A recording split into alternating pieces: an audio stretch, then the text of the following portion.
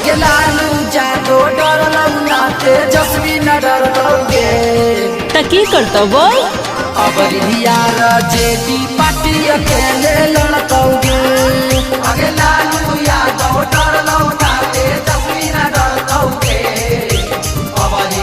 लड़ते नवा छौरी अकेले लड़तोगे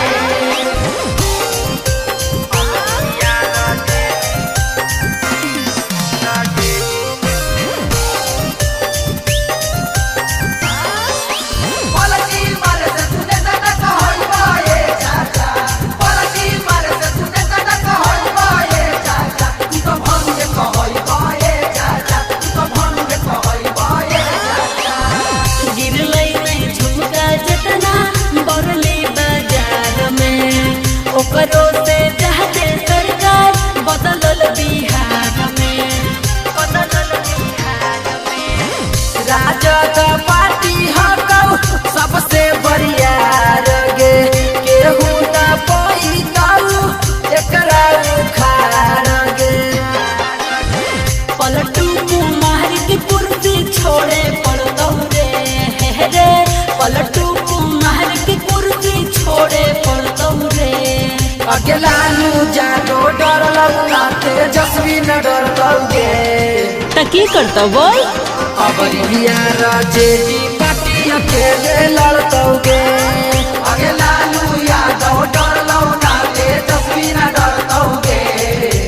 अब लड़ते नवा छौरी अकेले लड़तोगे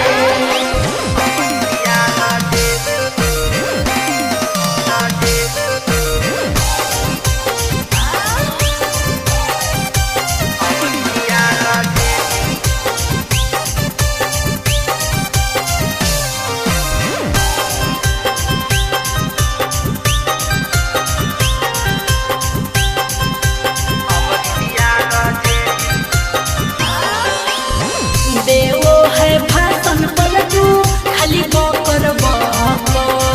कुर्सी कुमार के हो गई कुर्सी के चौकर अभी तो शुरू होलो बाकी हम खेला गे कहौ तेजस्वी